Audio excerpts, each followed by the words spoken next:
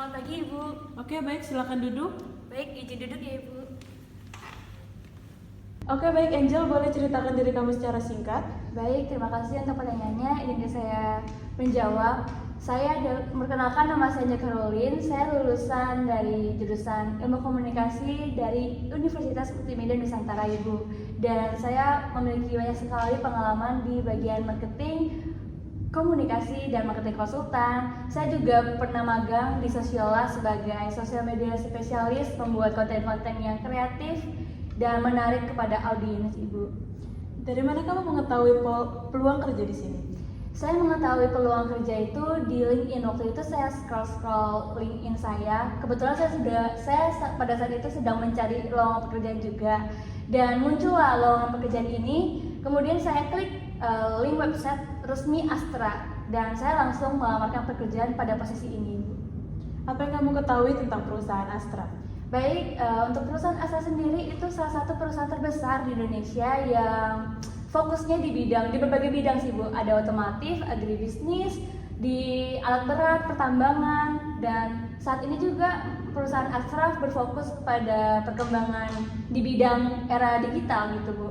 Dan oleh karena itu saya sangat berminat untuk melamar di perusahaan Astra karena perusahaan Astra berfokus di bidang digital juga. Mengetahui saya memiliki berbagai pengalaman di bidang digital seperti analisis data, analisis performa, membuat ide-ide konten yang menarik di sosial media perusahaan sehingga meningkatkan engagement juga di perusahaan yang saya magang. Untuk itu saya melamar di perusahaan Astra itu. Mengapa kamu tertarik dengan pekerjaan ini?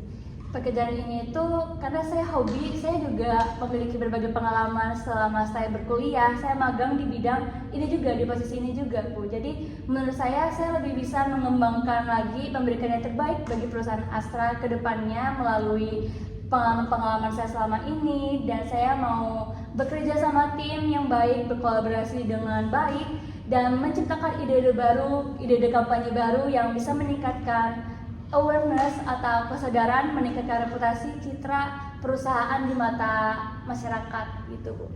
Mengapa kami harus merekrut kamu? Yang pertama, karena saya memiliki kelebihan, yaitu saya kreatif. Saya menciptakan ide-ide yang kreatif, Ibu, karena selama saya magang, kampanye yang saya buat, ide yang saya buat itu mendapatkan penghargaan dari atasan saya.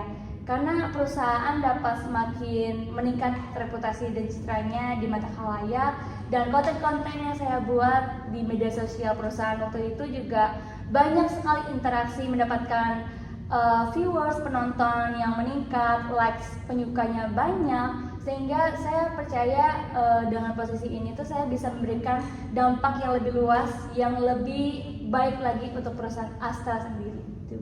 Oke, apa kekuatan terbesar yang kamu miliki?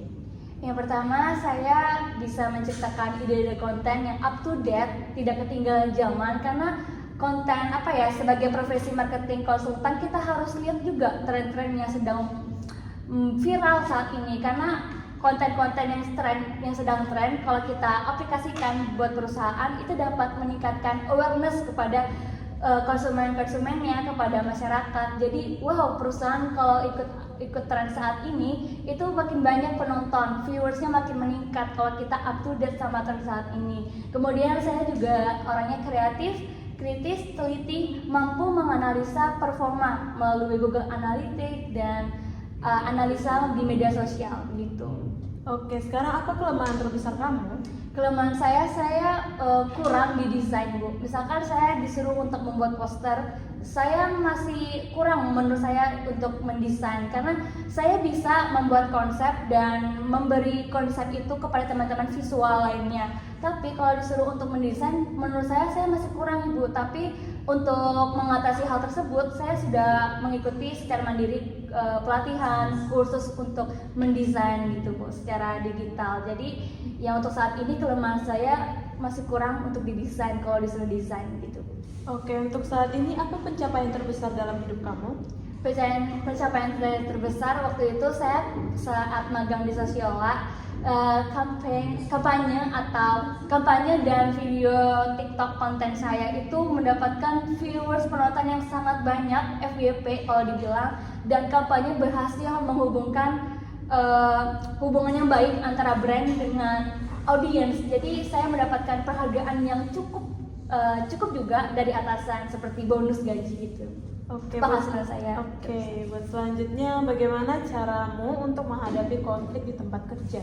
Yang pertama tentu saya tidak secara emosional gitu. Saya mengumpulkan teman-teman untuk berdiskusi satu sama lain. Contohnya saya pernah nih pas magang, ide konten saya itu berbeda dengan pendapat teman-teman yang lainnya. Jadi kita kumpul berdiskusi dengan baik, dengan kepala dingin, jangan emosional, jangan menyalahkan satu sama lain. Terus kita kumpul nih, misalkan ide saya kalau diterapkan apa positifnya, apa negatifnya. Begitu juga ide teman-teman yang lain. Setelah kita cross check, wow ide yang ini kayaknya banyak yang positifnya. Jadi kita ambil ide yang ini gitu.